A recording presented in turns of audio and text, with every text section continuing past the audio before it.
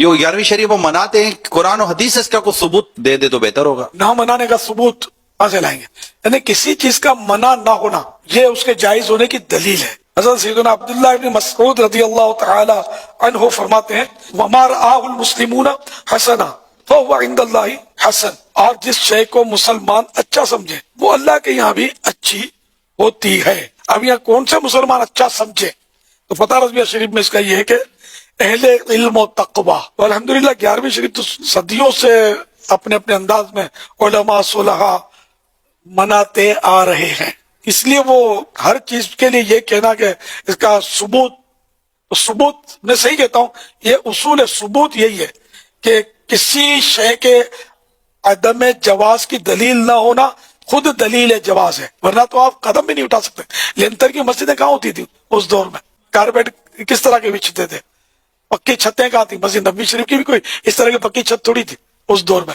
اب جو سونے کے قندیل لگے ہوئے مسجد نبوی شریف میں، ان کو جا کے بولو کہ کس حدیث سے تم نے نکالا کہ اربوں روپے کا سونا یہاں لٹکایا ہوا ہے؟ صحیح ہے، ہم تو جائز بولتے ہیں. یہ اربوں روپے کا مطلب غلاف ہر سال لگتا ہے کعبے شریف پر. کعبے شریف کا غلاف تو ہے، اس کی تو پرانی تاریخ ہے، لیکن مطلب ہے کہ اتنا قیمتی ہونا اسی انداز کا لگاؤ. تمہارا لے کے جس کو منع نہیں کیا شریعت نے جائز ہے، تو یہ کعبے کو غلاف دینا قیمتی تعظیمن بالکل جائز ہے. اربوں نہیں خربوں روپے کا ہو تب بھی جائز ہے. دنیا بھر کا سونا مسجد نبوی شریف میں اگر خوبصورتی کے لیے لگا لیا گیا تو ناجائز کون کہے گا؟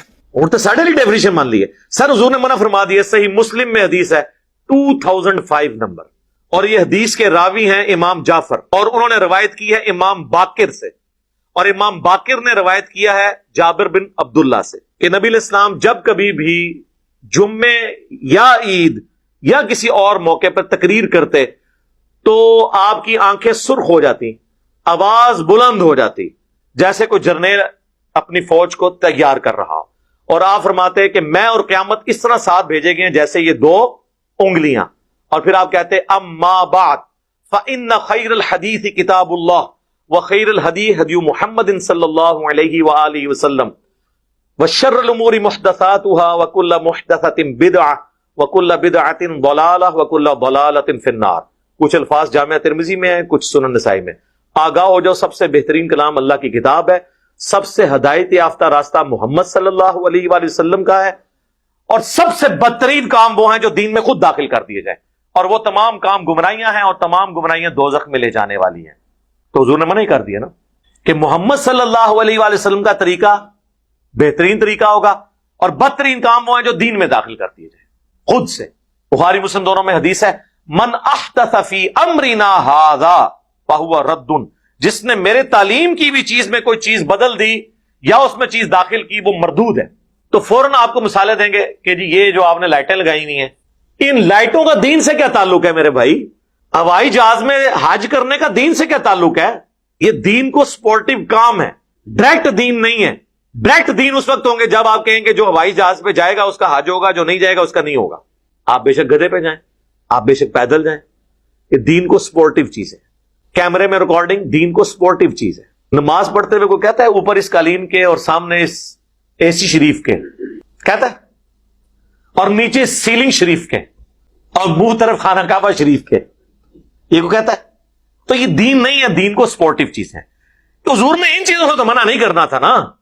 وہ تو قرآن میں آیا کہ اپنے گھوڑے تیار رکھو، سورۃ الانفال میں آیا کہ اپنے گھوڑے تیار رکھو جنگ کے لیے. تو آج کے دور میں جب آپ یہ بات کریں گے تو اس سے مراد یہ ہوگا کہ آپ نے لیٹسٹ اسلحہ تیار رکھنا ہے، یہ تو نہیں گھوڑے تیار رکھنے ہیں. وہ تو جنرل بات ہوتی. تو یہ تمام چیزیں ہیں دین کو سپورٹنگ.